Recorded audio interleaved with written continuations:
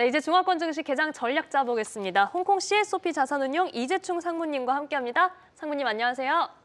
아, 네, 안녕하세요.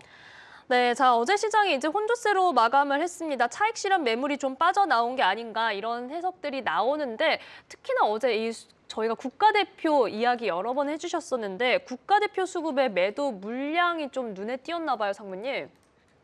그러니까요. 그래서 장 막판에 이것들이 물량들이 출하가 됐는데 우선 본토 시장 같은 경우에는 계속 이제 규제 당국이 과열 진정 조치 뭐 이 움직임 때문에 조정 흐름 속에서 혼조 마감했다 보시면 될 것 같고요. 근데 이제 최근 강세 보였던 종목들 역시 뭐 증권 담보 비율 인상 영향이 소화되면서 하락세 좀 보이고 있고 여기다가 또 추가적으로 시장에서 나온 소문이 이제 국가대표팀이 선호하고 있는 ETF가 있거든요. 왜냐하면 CSI 300 ETF가 이제 코스피 200이나 S&P 500처럼 이제 전반적인 시장을 올렸다가 내려주는 역할을 하니까 이제 화타이 파인브리지 저희 계열사긴 하거든요.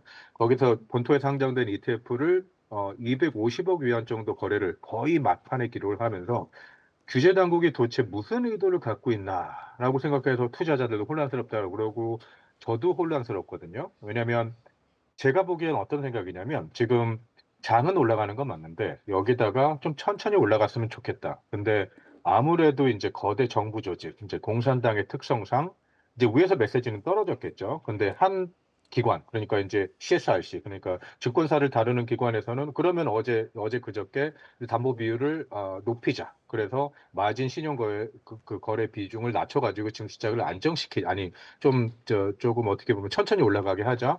그랬더니 또 다른 기관에서 이건 또 국가대표팀 약간 연기금이라고 표현하면 안 되고 이제 소버린 웰스 펀드에서는 또 우리들이 이렇게 하자 이런 얘기들이 갑자기 한꺼번에 쏟아지는 게 그렇게 좋지는 않거든요. 근데 메시지는 분명하다고 보고 있긴 해요. 근데 이제 타이밍이나 이런 면에서 조금은 서로 조율하면서 이제 저 CSRC에서 그걸 발표했으니까 한 일주일 정도 상승한 다음에 국가대표팀이 들어오는 그렇게 되면 이제 뭐 정부의 기조는 확실한데 갑자기 팡팡 때려야 되나 이런 것들은 없을 거라 보고 있거든요.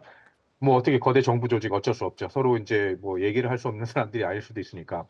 다만 제가 생각할 때는 혹시나 이 사람들이 생각을 하고 이것들을 매도를 했다 그러면 이제 국가대표팀이 CSI 300을 집중적으로 2024년 3분기까지 매수해 줬는데 평균적으로 처음에 들어왔던 포인트가 CSI 300 기준으로 3,100포인트 정도라고 보고 있어요. 그러면 지금 현재 어제 날짜로 CSI 포인트로 4,751이거든요.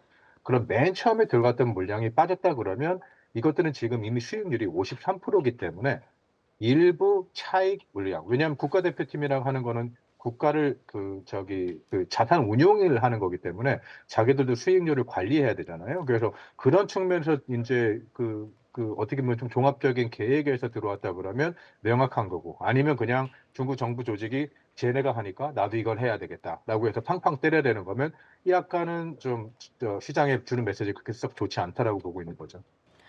네, 상무님께서 여러 차례 설명해 주셨던 이 소위 국가대표 수급의 움직임 어떤 의미일지 해석도 함께 좀 도와주셨습니다. 자, 한편 이제 반도체 장비주 섹터별 점검해 볼 텐데요. 전일장에서는 오후 들어 강세를 보였습니다. 여기에 뭐 SK 하이닉스의 신규 공장 소식에 반응을 했다는 풀이도 있고 TSMC의 호실적 성적표까지 나왔기 때문에 오늘장 흐름도 좀 궁금한데요. 어떻게 보고 계실까요?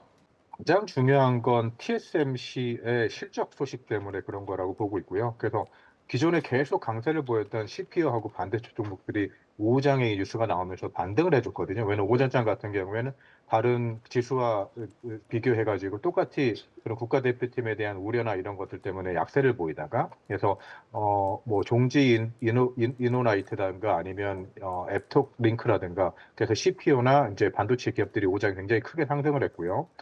이제 반도체가 굉장히 많이 모여 있는 그 CSOP 스타 50 지수도 다른 대표 지수는 떨어졌는데 어떻게 보면 조금은 상승해서 마감을 해가지고 반도체 섹터는 아직까지 계속 좋다라고 보고 있고 TSMC 설비 투자 그다음에 매출 30% 성장한 이 향후 이익이 어떻게 될 거라는 게 굉장히 중요했죠. 그리고 거기에 또 추가적으로 이제 오전장에 조금 떨어졌다가 이제 그 삼성전자하고 SK 하이닉스 반등하면서 근데 어제 저녁에 나왔던 미 정부가 이제 반도체 관련해서 관세 부과를 다시 추진함에 따라 가지고 이제 한국 정부도 이제 SK 하이닉스하고 삼성하고 뭐 비상 회의를 돌입했다라고 뉴스를 제가 아침 봤거든요. 그래서 장 초반에 약간 떨어질 수도 있겠구나라고 생각은 했었는데 다만 그걸 또 상쇄시키면서 오늘 한국장 올라가는 거 보고 두 종목 제 생각에는 중국장에서도 오늘 반도체 섹터 굉장히 긍정적으로 올라갈 거라고 보고 있습니다.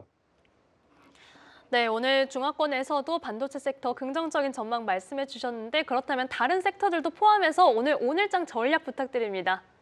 우선 긍정적인 뉴스가 두 가지가 있는데요. 하나는 전반적으로 매크로 측면에서 중국 인민은행에서 이제 금리하고 은행 지급 준비율을 추가로 인하할 여지가 있다고 신호를 한번 때렸고요. 그다음에 정책 측면에서 이제 구조적 대출 지원 수단을 낮췄거든요. 이제 실제로 액션을 취한 거죠. 이거 구조적 대출 수단이라는 건 뭐냐면 우리가 흔히 이제 지준율이라든가 기본 그 이자율 말고 뒤에서 은행 대 은행 간에 움직이는 게 있는데 그중에 하나가 1년물 재대출 금리예요. 리렌딩 금리라는 건데 이걸 1.5%에서 1.25%로 인하를 했거든요. 그렇게 되면 아무래도 시장에 또 그 돈 순환이 더 많이 되겠죠. 그래서 중소민간기업 대상으로 약간 5천억 추가 위안 규모로 1조 위안의 재대출 한도가 이제 채택됐고요. 그다음에 기술 혁신 역시 또 기술에서 또 나오죠. 업그레이드에 관련한 것도 이제 리렌딩 대대출 관련해서 4천억 위안이 늘어나 가지고 총 1조 2천억 위안으로 이제 그거를 설정을 했고요. 부동산 쪽에서도 좀 좋은 얘기가 나왔는데 이제 우리가 얘기하는 리테일 그러니까 우리가 사는 주거용 부동산 말고 상업용 부동산 그 담보대출에서 그 LTV 있죠. Loan to Valuation Ratio를 30%로 낮춰졌다. 그래서 부동산 쪽에서도 인민은행에서 조금은 그 부양시키기 위한 조치들을 취했다라고 보고 있고요. 향후 안 좋은 소식이 나올 때마다 인민은행은 효율적으로 아니면 그리고 약간 능동적으로 조치, 그러니까 지준율을 인하한다든가 취할 수 있다라는 태도를 바로 보여준 거고요. 다른 거 하나는 이제 중국 국가 전력망 공사라는 데가 있어요. SGCC에서. 그래서 4조 위안이라고 사상 최대의 투자 계획을 발표했거든요. 그래서 이거 관련해서는 역시 전력 요즘 굉장히 중요하죠. 근데 전력 설비 업종에서 굉장히 강력한 촉매제가 될 거라서 이쪽 관련 섹터가 오늘 좀 큰 폭으로 오를 거라고 보고 있고요.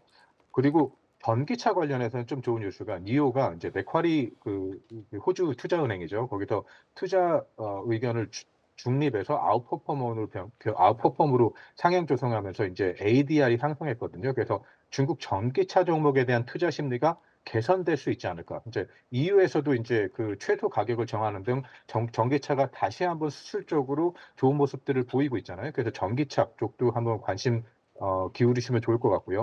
BYD 같은 경우에는 지금 포드의 하이브리드 차량을 납품할 것이다. 뭐 이런 논의들이 협의됐다고 그래가지고 이거 관련해서 전기차 쪽으로는 조금 좋은 소식들이 나올 것 같습니다.